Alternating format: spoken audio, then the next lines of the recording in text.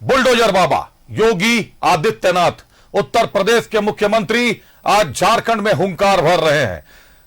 अगर आप देखें तो संकल्प पत्र की लॉन्चिंग के साथ अमित शाह आते हैं, भाजपा का संकल्प पत्र लॉन्च करते हैं और उसके बाद पीएम का आना, अब योगी आदित्यनाथ, राजनाथ सिंह का आना, ताबड़तोड़ सभाएं हो रही हैं। पूरी तरीके से जनता के लिए समर्पित बीजेपी अपने आप को साबित करने में जुटी है। आने वाले 5 साल परिवर्तन के 5 साल होंगे, बदलाव के 5 साल होंगे, लेकिन जनादेश यह तय करेगा कि यह बदलाव जनता चाहती है या नहीं चाहती है। देखिए ये रिपोर्ट।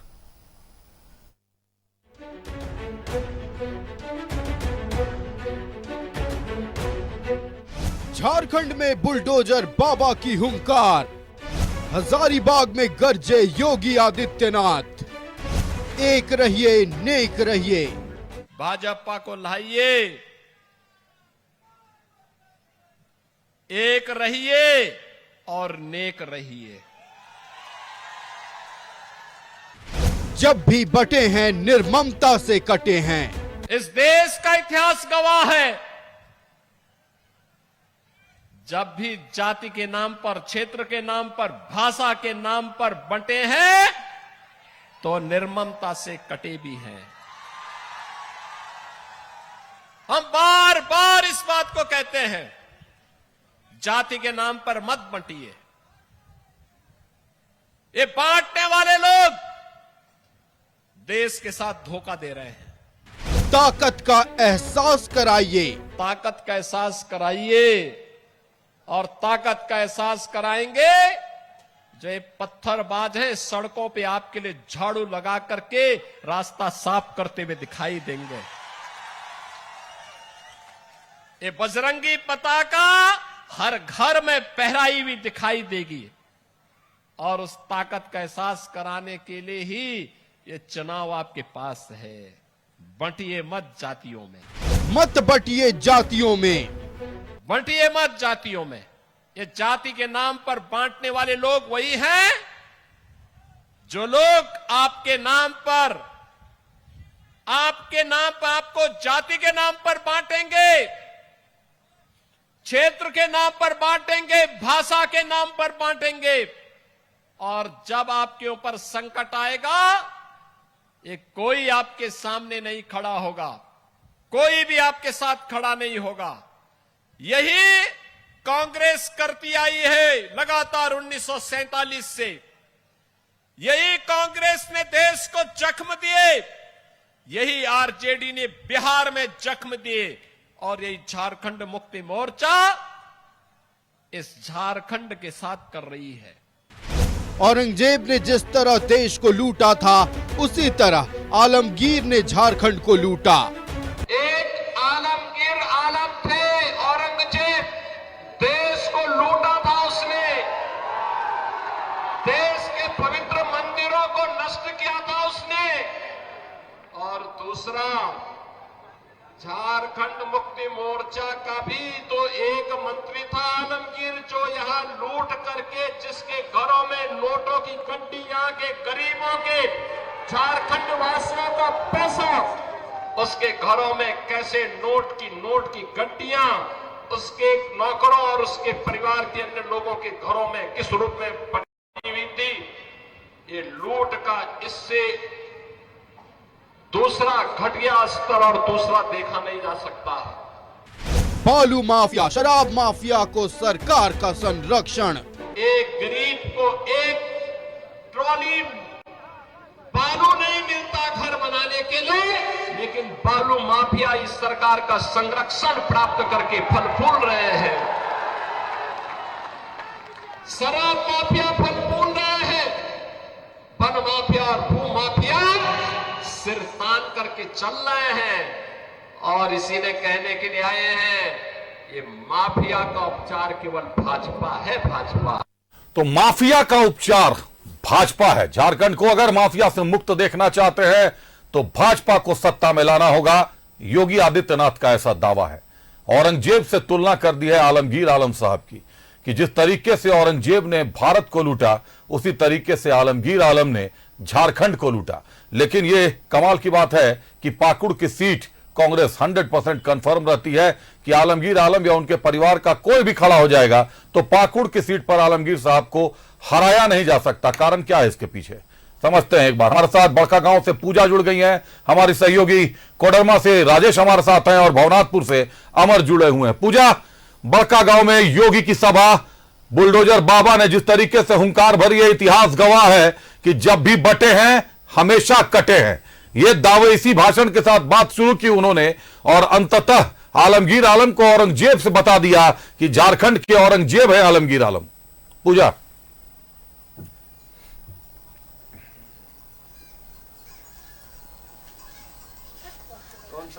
जी हाँ अभिषेक, जिस तरीके से अगर हम बात करेंगे आज की, तो आज योगी आदित्यनाथ का बड़कागांव में सभा था और उन्होंने यहाँ पर पूरे बड़कागांव को राममय करने का प्रयास किया। साथ ही साथ यहाँ के अनेक मुद्दों को उठाया और जो हम लोग यहाँ पर आम पब्लिक है उनसे बातचीत करेंगे और उनसे जानेंगे। सर, इस बार क्या लग रहा है, योगी आदित्यनाथ आए थे और लगातार अलग अलग लोगों का सभा चल रहा है, आप लोगों को क्या लग रहा है इस बार क्या होने वाला है? अबर रोशन लाल, अंबा का खंभा उखड़ेगा तय है। क्यों, क्या ऐसा क्या किया? तीनों परिवारों ने सिर्फ खाया, लूटा, जनता को कहां देखा? जनता आज विस्थापन का मार ऐसा रो रहा है कमर पकड़ के। उसी ने कहा चलो आंदोलन करेंगे और उसने बेचा। तीनों माँ, बेटी और पति ने मिल के, तीनों ने। हम लोग खुद एक नौजवान 18 दिन तक आंदोलन किया था कोलेरी में और सीधा बेचने का काम किया। हाँ, वैसे लोगों को रोजगार दिया, जिन कैश दिया इन लोगों को, वैसे लोगों को लगवाया। आज जो उनके पीछे आगे पीछे घूम रहे हैं, हम लोग ज्यों का त्यों हैं। हम लोग राष्ट्र को देखते हैं। अब देख लिया कि लोकल भी अपना नहीं हो सकता है जब तक उसके अंदर लालच रहेगा। यही है। युवा चेहरा है, आपको क्या लग रहा है इस बार, आप लोग क्या चाहते हैं? बड़कागांव में योगी आदित्यनाथ भी आए थे, क्या लग रहा है इस बार? हम तो बोलना चाह रहे हैं कि अभी तक वो 5 साल से आश्वासन दी कि सबको युवक को नौकरी देंगे, अभी तक नौकरी नहीं दी किसी को। अभी तक हमारे यहाँ से जाने में बड़का का रोड इतना खराब है, अभी तक नहीं बनवाए। मनीष जायसवाल जी ने अबर बना रहे हैं, पूजा नौकरी नहीं दे रही। पूजा, बड़कागांव में एक जगह है महुदी, वहां से रामनवमी की जुलूस कभी नहीं गुजर पाई। रामनवमी के जुलूस को महुदी से गुजरने की इजाजत नहीं है। आखिर क्यों है ऐसा? एक बार पूछे स्थानीय लोगों से कि क्या उस क्षेत्र में हिंदू नहीं रहते या वहां से रामनवमी के जुलूस को गुजरने पर प्रतिबंध क्यों लगाया गया है, क्यों नहीं गुजरने दिया जाता?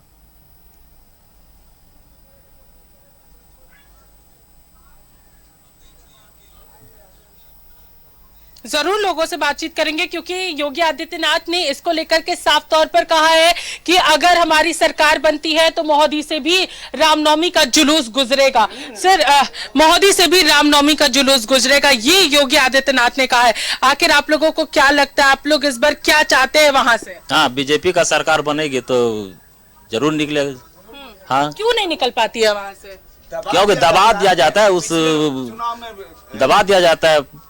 पार्टी जो है कांग्रेस का है, रविंदर वो नहीं करता है। वो क्या जी बताइए, क्यों नहीं गुजर पाता है?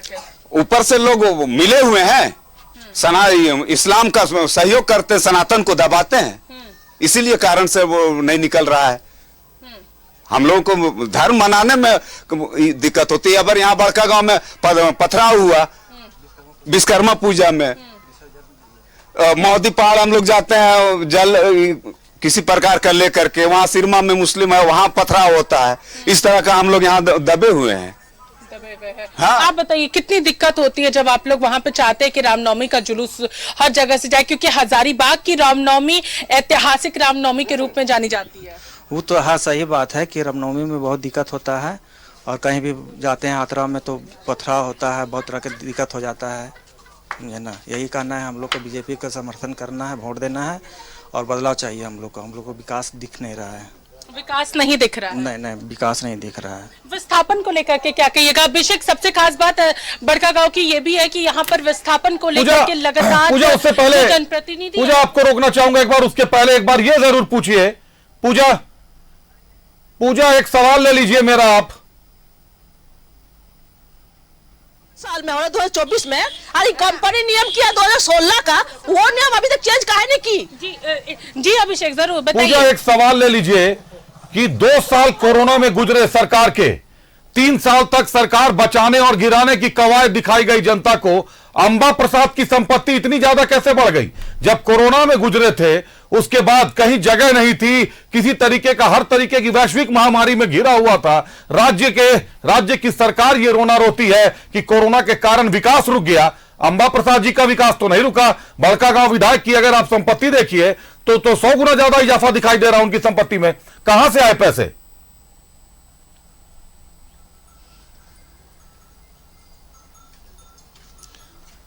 जरूर इसी बात से कहीं ना कहीं जनता यहाँ पर नाराज है। जरूर इनसे बातचीत करेंगे। 2 साल कोरोना काल में निकल गया और इन्हीं 2 सालों में, और एक मिनट मैडम, अभी आते टाइम रोड देखे आप, देखे मैडम, उनका विकास तो हो गया 2 सालों में। यहाँ का विकास मैं नहीं कह रही, अंबा प्रसाद का तो विकास हुआ, उनकी कहीं कोई काम नहीं हुआ। अंबा प्रसाद का तो विकास हुआ ना, उनका हुआ कुछ नहीं। हाँ उनका हुआ, हम लोग का नहीं हुआ मैडम। हम लोग तो फालतू में चल गए, 5 साल हम लोग को बीत गया। अभी रोड देखिए, उधर आदमी जाने को सोचता है कि हम मंदिर जाएंगे तो कैसे जाएंगे, नहा धो तक कीचड़ पार करके जाना पड़ता मंदिर। 15 साल हो गया मैडम, 15 साल उनकी पापा गए, उनकी माँ आई, वो आई, लेकिन रोड नहीं बना सका। सबसे गंदा काम ये किया है अभी तक। पूरी ढेर के निकाल दिया, मार के निकाल दिया। डंडा खाते हैं, अंबा प्रसाद के बचाने लिए डंडा खाते हैं। चुरू बरवाड़ी ने उसको पैर दबाते हैं, हाथ दबाते हैं निर्मला देवी के, और मार खाते हैं। डंडा खाए, कहाँ विकास किया हम लोग के? हाँ, गरीब के गरीब है, मोटा के मोटेले है। कौन से विकास का? तेल लगाते हैं, गोड़ चाहते, पैर हाथ चाहते, अपना खाना लेके खाते हैं। पूजा बने रहिएगा हमारे साथ। हमारे सहयोगी राजेश कोडरमा में है, उनके साथ प्रत्याशी नीरा यादव भी इस वक्त मौजूद हैं। बने रहिएगा। पूजा, एक बार राजेश का रुख करते हैं। राजेश, नीरा यादव जी आपके साथ दिखाई दे रही हैं। क्या लगता है योगी आदित्यनाथ की हुंकार, बटेंगे तो कटेंगे, अगर मिलकर रहेंगे तभी बचेंगे, ये जो नारा है योगी आदित्यनाथ का, सीधे सीधे इतिहास को साक्षी मानकर नारा दिया उन्होंने। राजेश। हाँ बिल्कुल, देखिए योगी आदित्यनाथ की पहली सभा इस झारखंड विधानसभा चुनाव में इसी कोडरमा में हुई और उन्होंने 2 प्रत्याशी, मुख्य रूप से कोडरमा से डॉक्टर नीरा यादव हैं जो सिटिंग विधायक भी हैं और एक बार मंत्री रह चुकी हैं रघुवर सरकार में। आज आदित्य योगी नाथ जी ने जो कहा, कई जगहों 3 जगहों पर सभाएं थी, उन्होंने कहा कि बटेंगे तो कटेंगे, एक रहेंगे तो सेफ रहेंगे। ये इन सब चीजों से क्या आपके जो वोटर्स हैं वो कितने गोलबंद होंगे या प्रभावी होंगे या ऊर्जान्वित होंगे? देखिए, हम भाजपा के कार्यकर्ता हैं और हम विश्वास करते हैं सभी धर्मों के सम्मान के लिए, और हमारी प्राथमिकता होती है सबका साथ, सबका विकास, सबका प्रयास और सबका साथ। तो कहीं न कहीं हम सभी लोगों का सम्मान करके आगे बढ़ते हैं।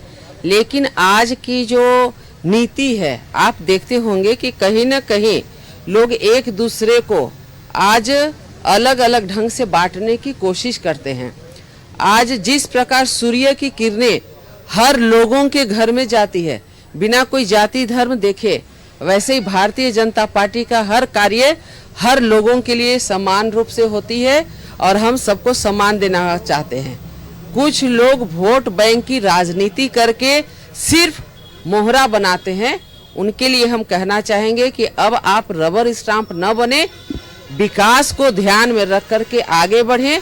और भाजपा ही ऐसी सरकार है, भाजपा ही सबका कल्याण कर सकती है, जो सभी लोगों का सम्मान करते हुए कार्य करती है, सबको साथ में लेके कार्य करती है और सबके लिए करती है। योगी जी ने एक बात और कही कि जो बटने वाली बात है, जातियों में हिंदू बटे हुए हैं, तो ये कितना खतरनाक है इस बिरादरी के लिए या फिर बीजेपी के लिए या राष्ट्र के लिए?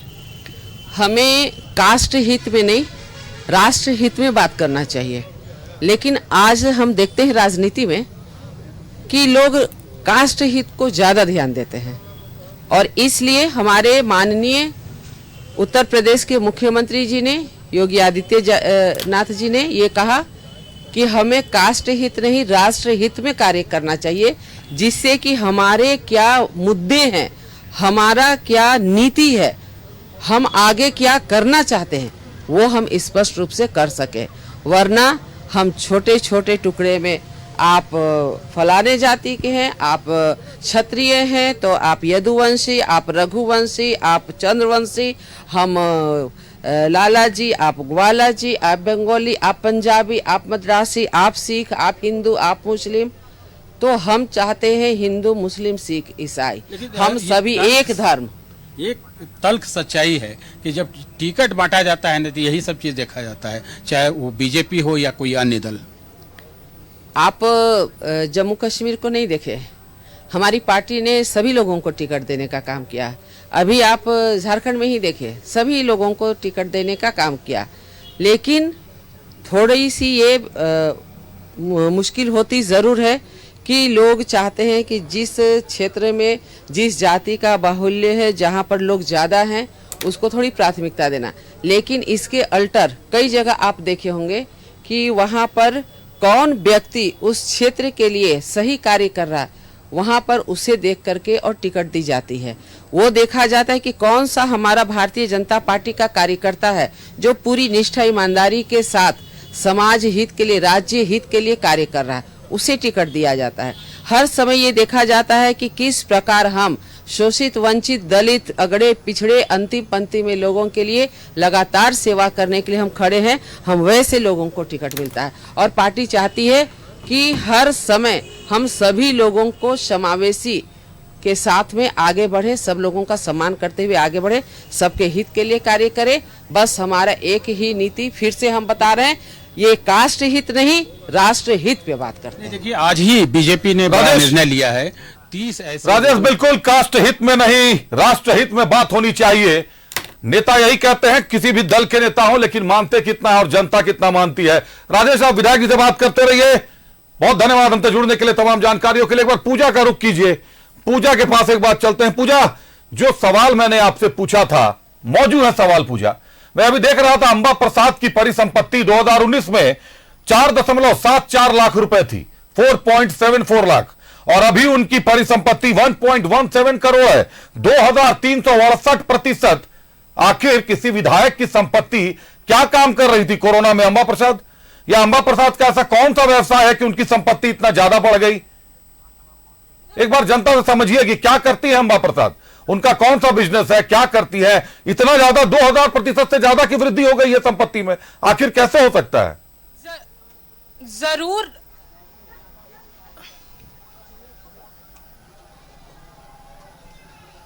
देखिए, अंबा प्रसाद की जो संपत्ति में वृद्धि हो रही है, उसी को लेकर के जनता जो है वो काफी ज्यादा नाराज है। और जब हम लोग जनता से ऐसे भी बातचीत कर रहे थे, वो कई सारी चीजों को लेकर के बता रहे थे कि आखिर कैसे वो संपत्ति बढ़ रही है। अभी आप बता रही थी कि अंबा प्रसाद की संपत्ति आखिर कैसे बढ़ रही है, कैसे बढ़ रही थी, अब जरा हमारे दर्शक। सिर्फ घूस लेके और सबका नौकरी भी देता है, घूस लेके देता है, सबका नौकरी भी, पेमेंट भी काट दिया अपना पेमेंट बढ़ाने के लिए कंपनी तरफ से।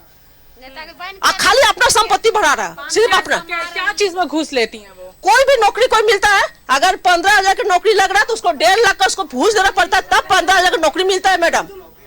हाँ, कुछ भी नहीं कर रही, खाली पब्लिक का पैसा लेकर घर घुसा रही है, अपना धन बढ़ा रही है, संपत्ति बढ़ा रही है, सिर्फ अपना बढ़ोतरी देख रही, पब्लिक का नहीं। कुछ समझ रही कि पब्लिक को क्या चाहिए, कुछ भी नहीं देख रही पब्लिक का। कैसे बढ़ा रही है आप लोग, क्या आपको क्या लगता है कैसे संपत्ति बढ़ा रही है? क्योंकि इन्होंने एक बताया, आप बताइए कैसे बढ़ा रही है? देखिए, वहाँ चूरू परवाड़ी ने हाल बैठक कर ले कि सतिया ग्रहण हो जब वहाँ, बाकी सब पब्लिक के लेकर के वहाँ बैठक भेल, सब पब्लिक गोली कांड करके मर गए, बाकी कोई नहीं थी भेल। अपना खाली जगह बनाने चलते उतना किया था मीटिंग, सिर्फ अपना जगह बनाने चलते किए थे मीटिंग, अपना जगह बनाने के लिए बस। आप एक और महिला, इनसे भी बातचीत करते हैं। आप बताइए, आपको क्या लगता है जो अभी फिलहाल परेशानी है, और इन्होंने भी बताया कि नौकरी के लिए कई सारी चीजों का उपयोग वो कर रही है? हाँ, कर रही है, फंड द्वारा भी अपना मतलब जमा कर रही है, प्लस नौकरी के नाम पे लोगों को ठगने का काम कर रही है। पहले बोला गया कि घर घर से विस्थापित लोगों को नौकरी दिया जाएगा, लेकिन अभी और एरिया में आप जाके देखिए तो किसी घर में नौकरी मिलेगा तो कोई कारण से हटा दिया गया, कारण निकाल के, या तो किसी को कोई देता ही नहीं है नौकरी। यहाँ आप खुद देख लीजिए, विधायक फंड से आया हुआ था या कि मुखिया फंड से आया था, हमको नहीं पता। यहाँ पानी टंकी के लिए बोरिंग कराया, टंकी ही नहीं लगा, इधर से पाइप बिछाया गया पानी के लिए, पाइप बिछा के छोड़ दिया गया, पानी ही नहीं आया। तो क्या बोले हम लोग, अम्बा का क्या विकास हुआ? कुछ भी नहीं। तो हम लोग किस मुद्दे पे उसको वोट देंगे? यही है।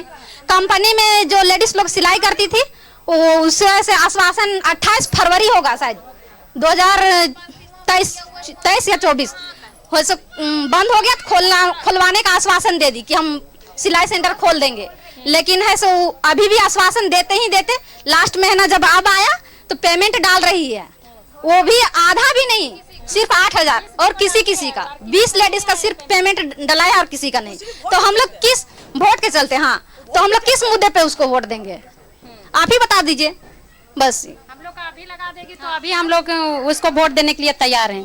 पूरा घर घर लगा दीजिए सबको, हम लोग अभी वोट देंगे, उसको देने के लिए भी तैयार। एक तो जो सवाल आपने मुझसे पूछा था उसका पूरा का पूरा जानकारी जो है यहाँ की जनता बता रही है। ये साफ तौर पर कह रही है कि विस्थापन के मुद्दे को लेकर के, नौकरी के मुद्दे को लेकर के अम्बा प्रसाद का जो रवैया है वो पूरी तरीके से अलग है और उनकी संपत्ति आखिर कोरोना काल में कैसे बढ़ी। नौकरी के नाम पर जो जनता बता रही है, ये हम नहीं कह रहे अभिषेक, ये खुद यहाँ की जनता कह रही है कि वो यहाँ से जहाँ पर घूस लेती थी या फिर साफ तौर पर कहा जाए कि नौकरी के एवज में वो पैसे लेती थी, उसके बाद वहां पर नौकरी लगेगी। और इनका साफ कहना है कि यहाँ के लोगों को नौकरी नहीं मिल रही है, बल्कि बाहर के राज्य के लोग जो आ रहे हैं उन लोगों को उन्हीं पैसों के बदौलत नौकरी मिल रही है, जो यहाँ पर विस्थापन का पूरा मामला है। और जनता काफी ज्यादा इस मामले को लेकर के परेशान है। अभिषेक, पूजा, पलायन झारखंड का एक बहुत बड़ा मुद्दा है और इसी पलायन को रोकने के लिए आंदोलन की रणनीति अम्बा प्रसाद के पिता ने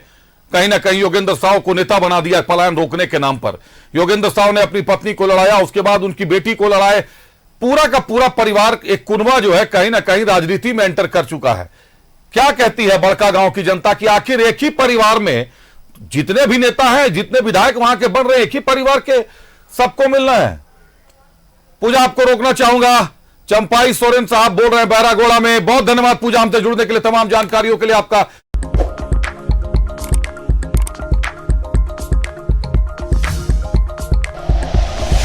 like and share videos, subscribe करें हमारा चैनल और प्रेस करें बेल आइकॉन। न्यूज़ 11 भारत, सच है तो दिखेगा।